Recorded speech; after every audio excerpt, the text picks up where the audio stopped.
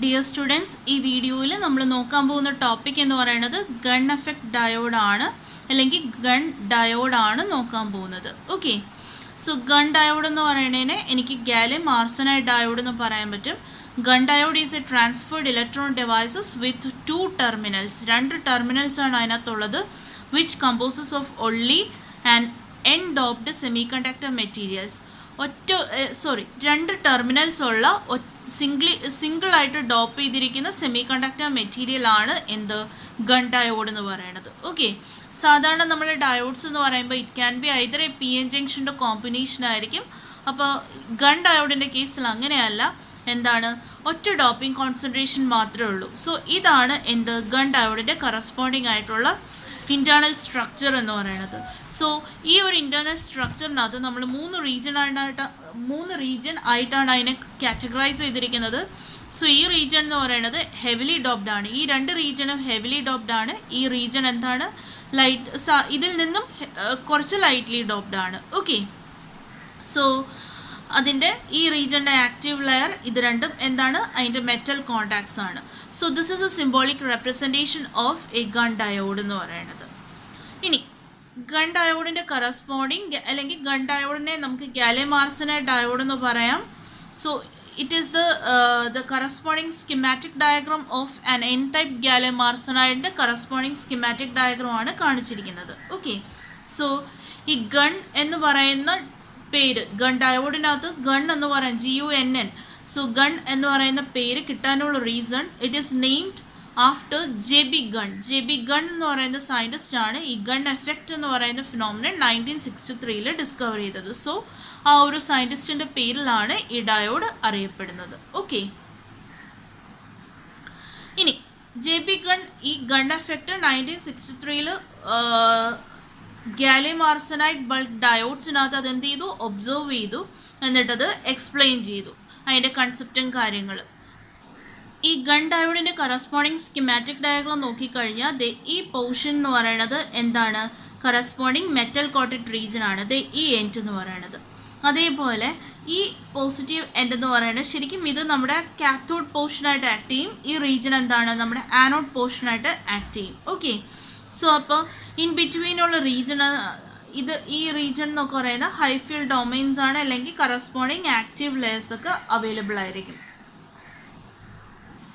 JB gun എന്ന് പറയുന്ന scientist ഈ ഗൺ ഡയോഡിനെ എക്സാമിൻ ചെയ്ത് ഫർദർ കുറേ എക്സ്പെരിമെൻറ്റ്സ് ഒക്കെ ചെയ്തതിന് ശേഷം കുറച്ച് ഒബ്സർവേഷൻസിൽ വന്നെത്തി.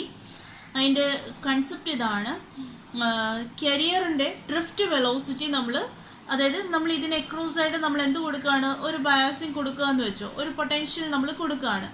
അപ്പോൾ the career drift velocity is linearly increased from 0 to a maximum. അതായത് ഇതിനകത്തുള്ള കരിയേഴ്സിൻ്റെ ഡ്രിഫ്റ്റ് വെലോസിറ്റി എന്ത് ചെയ്യുകയാണ്, നമ്മൾ കൊടുക്കുന്ന പൊട്ടൻഷ്യലിന് കറസ്പോണ്ടിങ് ആയിട്ട് അത് ലീനിയറായിട്ട് ഇൻക്രീസ് ചെയ്യും. ഓക്കെ, ഫോർ എക്സാമ്പിൾ ഇനിഷ്യലി ഇതിന് എക്രോസായിട്ട് കൊടുക്കുന്ന ഇലക്ട്രിക് ഫീൽഡ് എന്ന് പറയുന്നത് 0 ആണെന്ന് വെച്ചോ. ഓക്കെ, 0 ആണെങ്കിൽ അതെന്ത് ചെയ്യും, അവിടെ ഫ്ലോ ചെയ്യുന്ന കരിയറിൻ്റെ ഇൻറ്റൻസിറ്റിയും 0 ആയിരിക്കും. സോ എന്താണ്, ആ കരിയർ വെലോസിറ്റി എന്ന് പറയുന്നത് 0 ആയിരിക്കും. പിന്നെ 0യിൽ നിന്നും നമ്മൾ എന്ത് ചെയ്യാണ്, ഈ കൊടുക്കുന്ന അപ്ലൈഡ് വോൾട്ടേജ് ഇലക്ട്രിക് ഫീൽഡ് എന്ന് പറയുന്നത് ഞാൻ കൂട്ടിയെന്ന് വെച്ചോ, കൂട്ടി ഒരു particular value say about 3000 volt per centimetre. അപ്പോൾ ഞാൻ ഇവിടെ കൊടുക്കുന്ന പൊട്ടൻഷ്യൽ ഇലക്ട്രിക് ഫീൽഡാണ് കേട്ടോ. ഈ കൊടുക്കുന്ന ഇതിൻ്റെ എക്സ്റ്റേണലി കൊടുക്കുന്ന ഇലക്ട്രിക് ഫീൽഡ് ഞാൻ 0യിൽ നിന്നും ഇൻക്രീസ് ചെയ്ത് ഒരു ത്രെഷോൾഡ് വാല്യൂ 3000 വോൾട്ട് പെർ സെൻറ്റിമീറ്ററിലേക്ക് കൊണ്ടുവന്ന് കഴിഞ്ഞാൽ അതിന് കറസ്പോണ്ടിങ് ആയിട്ടുള്ള കരിയർ വെലോസിറ്റിയും എന്ത് ചെയ്യും, ലീനിയർലി ഇൻക്രീസ് ചെയ്യും. അവിടെ നിന്ന് 0യിൽ നിന്ന് മാക്സിമം ആവും. ഓക്കെ, ഇനി ഞാൻ ഇലക്ട്രിക് ഫീൽഡ് ആ ത്രെഷോൾഡ് വാല്യൂ ആയിട്ടുള്ള 3000 വോൾട്ട് പെർ സെൻറ്റിമീറ്ററിനേക്കാളും കൂട്ടിക്കഴിഞ്ഞ് കഴിഞ്ഞാൽ ഇനി എന്താ സംഭവിക്കുന്നത്, ഡ്രിഫ്റ്റ് വെലോസിറ്റി ഡിക്രീസ് ചെയ്യും and the diode exhibit negative resistance. നമ്മുടെ ടണൽ ഡയോഡിൻ്റെ ഒരു കൺസെപ്റ്റ്, അവിടെയും നെഗറ്റീവ് റെസിസ്റ്റൻസ് ആണ്, ഇവിടെയും നെഗറ്റീവ് റെസിസ്റ്റൻസ് ആണ്. ക്ലിയർ ആയോ? സോ ഇതാണ് ആ കറസ്പോണ്ടിങ് ഫിഗർ എന്ന് പറയുന്നത്. ഈ ഫിഗറിൻ്റെ ഈ പോർഷനിലാണ് നമ്മൾ എന്ത് കൊടുത്തിരിക്കുന്നത്, അതിൻ്റെ ഇലക്ട്രിക് ഫീൽഡ് ഈ എൻഡിലാണ് നമ്മൾ ഇലക്ട്രിക് ഫീൽഡ് കൊടുത്തിരിക്കുന്നത്. ഇനി ഈ എൻഡിലാണ് കറസ്പോണ്ടിങ് ഡ്രിഫ്റ്റ് വെലോസിറ്റി എന്ന് പറയുന്നത്. അപ്പോൾ ഞാൻ എന്ത് ചെയ്തു, initially velocity voltage electric field കൂട്ടി ഒരു 3000 വോൾട്ട് പെർ സെൻറ്റിമീറ്റർ കൊണ്ടുപോയി. അപ്പോൾ ഇതെന്ത് ചെയ്യും, ഡ്രിഫ്റ്റ് വെലോസിറ്റി കൂടി. ഇനി അതിനേക്കാളും കൂടുതൽ ഒരു ഫീൽഡ് കൊടുത്തു കഴിഞ്ഞാൽ ഡ്രിഫ്റ്റ് വെലോസിറ്റി എന്തായി, ഡിക്രീസ് ആയി. ഓക്കെ, സോ അതിൻ്റെ കറസ്പോണ്ടിങ് കറണ്ട് ഫ്ലക്ച്വേഷൻസിനെ എനിക്ക് ഈ രീതിയിൽ റെപ്രസെൻറ്റ് ചെയ്യാൻ പറ്റും. ആ കറണ്ട് ഫ്ലക്ച്വേഷൻസിൻ്റെ ഡീറ്റെയിൽ ആയിട്ടുള്ള റെപ്രസെൻറ്റേഷനാണ് ഈ കാണിച്ചിരിക്കുന്നത്. Okay, this is the current waveform of an n-type gallium arsenide which was observed by the scientist Gunn. Okay, അപ്പോൾ for an n-type gallium arsenide of length 210 micrometer, the cross section area 3.5 into 10 raised to minus 3 centimeter square, and with the width of low field resistance of 16 ohm, certain current instabilities occurred at the specified voltages above 59 volt. Okay, അതായത് ഒരു N type gallium ആർസനൈഡിനകത്ത് ഈ parameters ഒക്കെ ഉള്ള ഒരു N type gallium arsenide എടുത്ത് experiment ചെയ്ത സമയത്ത് പുള്ളിക്ക് കിട്ടിയത് എന്താണ്, അതിനകത്ത് കറണ്ട് ഇൻസ്റ്റെബിലിറ്റി ഉണ്ടായി. അത് എബവ് സ്പെസിമെൻ വോൾട്ടേജ് 59 വോൾട്ട് ആയിരുന്ന സമയത്താണ് ആ ഇൻസ്റ്റെബിലിറ്റി വന്നത്.